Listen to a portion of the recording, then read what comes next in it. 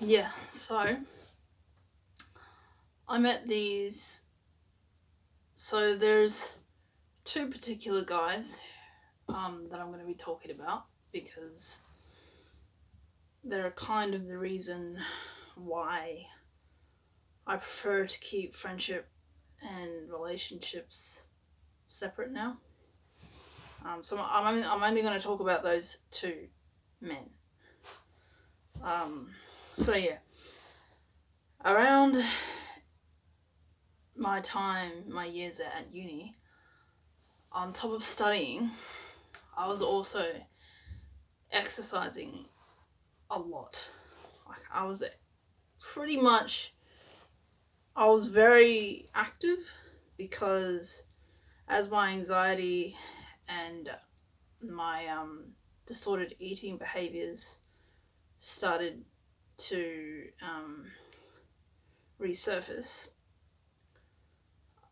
my way of dealing with that and of dealing with all the stress and confusion that caused me was to exercise. Because when I'm struggling with things, um, or just when I'm feeling overwhelmed and just worried all the time and stressed, I over exercise. So I was going to this gym and pool center a lot. Um, I was basically like exercising and swimming all the time. And um,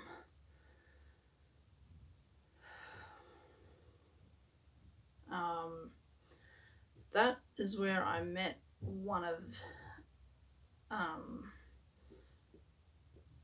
that's where I started one of what am I saying? That's where I met the first guy who became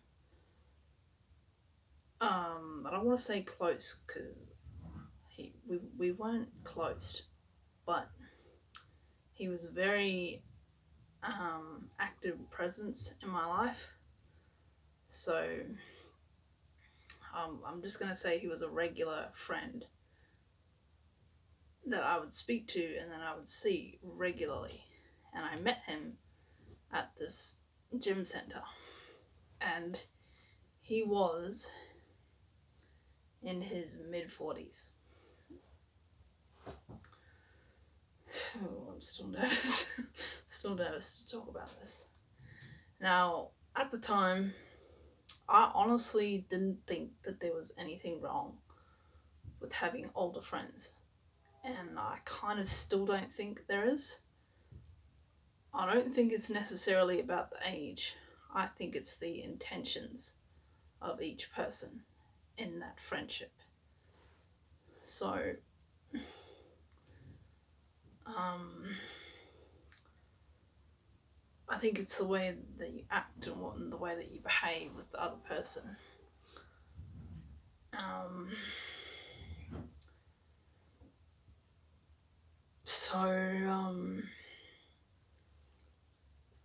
the thing about him is that we got along very well, and we could talk very easily with each other.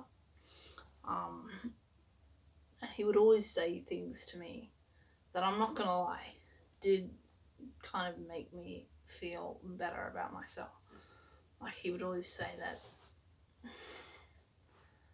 um, that I was very, very mature for my age and very intelligent, and that he felt like he could talk to me about anything. But then again, people my age say all those things about me, so I don't know why it made a particular impression coming from him, but it did. Um, he would just pay. He would give me compliments all the time, and this was when I was just really struggling with my self-esteem, and I was just really struggling with my mental health. And so to have someone say, nice things about me, it felt good. I'm not gonna lie about that. So we started going out socially together. We would go out to the city. We would go out to see. He liked to take his camera, and he liked to take pictures around the city.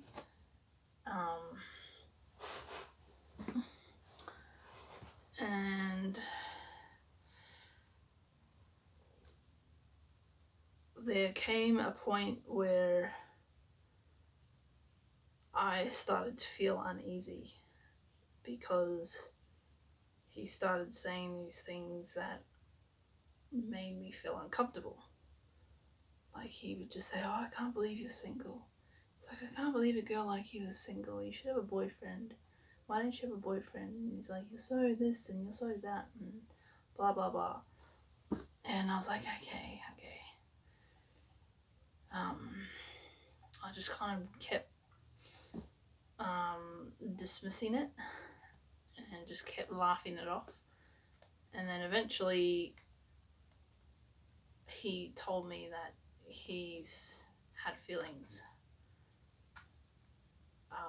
that he had started to develop feelings for me. And then that's when I started to feel uneasy. Well, that's when I just wanted to cut off the friendship there.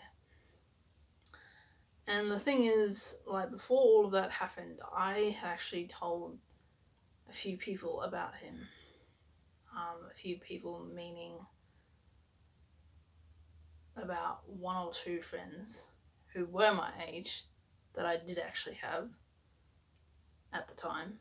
I haven't seen them for a while, but I told them about him. I told my mum, and they all told me that it was just wrong to have a friend at my age at the time in his 40s. Like, they would just say things like, "Why is a guy in his 40s hanging around a girl your age?" And they just said, "It's not right. It's weird. It's creepy." And I would have agreed if at the time I had felt that his intentions were anything but genuine, but I didn't think that they were. So I kind of just didn't really listen to them, and I continued to hang out with him. And then he told me that his feelings had kind of changed into more for me. And then I kind of started to think about the age gap more. And I was like, okay, this is weird. And I'm not proud of this, but when he told me that, I literally just, I just ghosted him. Like, didn't talk to him, didn't respond to his messages, didn't respond to his calls or his texts. And then he wrote me a letter. And that letter really kind of hit me, just made an impact. Because, like, for the first time, I actually started to feel guilty. And I was like, because I actually started to think that I had really hurt him. And that's something that I hate, I don't like hurting people. I don't like doing the wrong thing by people. Just when I read his letter, I started to kind of see things from his perspective, and it made me think about the way that I had acted towards him. And so I wrote him a letter back. And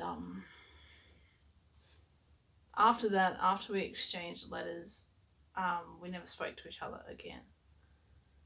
And so I just feel like, I don't know, I just don't really want to screw things up with my friends. both men and women. I don't like mixing the two of them. It just gets too confusing and it starts to feel too overwhelming for me. You know, I like friends to be friends. I like, this probably sounds wrong, but I like keeping like the friends box as just friends. I like to place, like in my mind, I place people kind of in boxes. Like there's a friends box where I just put people in that one, strictly friends. And then there are other people that I kind of put in a box of like maybe potentially more than friends. And then there's like another box where I have, in my mind, I have people as someone that I'm definitely interested in. But other than that, I don't like to, I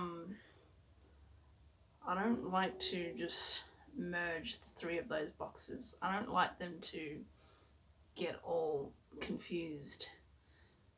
So I like them all to be separate and stay in their own boxes, if that makes sense. Yeah, but I'm actually, because I really want to be transparent, and I think that maybe in some way people might be able to relate. And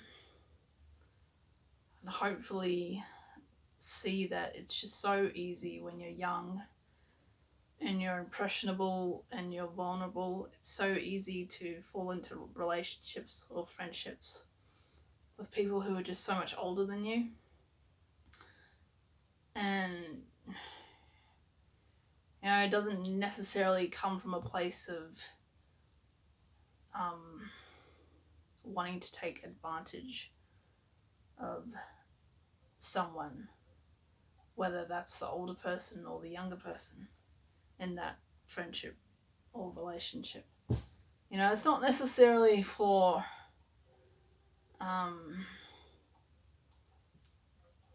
manipulative reasons or for reasons that aren't genuine or sincere. Sometimes you just get involved with people who are so much older than you or younger than you, whichever one, and you just meet people who aren't really right for you, and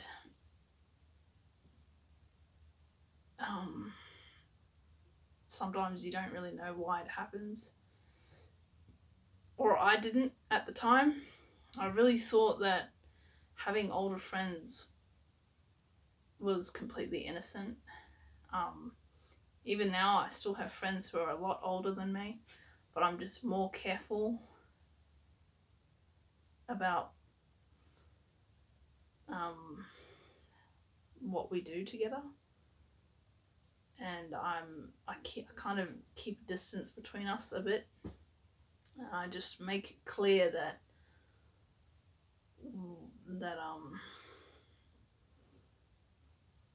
there's a certain line that I'm not going to cross with them. Yeah, and just after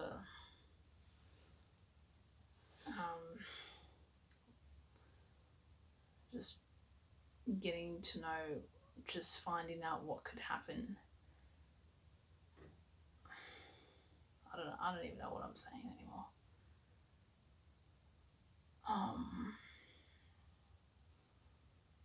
But I really don't want to be seen as like this girl who like hangs around older guys because for whatever reason, I don't know. It's just I've always gotten along with older people. I don't know why. It's just always been like that.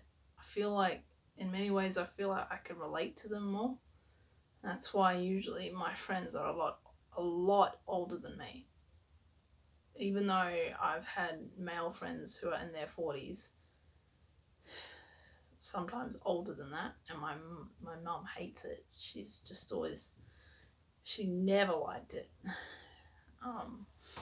My brother hated it, didn't trust them. It just happens because I can connect with them. in ways that I don't connect with people my own age. So yeah. But as I was saying, I'm gonna share those letters, and hopefully people can understand just why that happened, and hopefully it won't seem as weird. I don't know. I don't even know if I should really care. I've got to stop caring so much about what people think. But yeah, I'll put those letters up. Bye.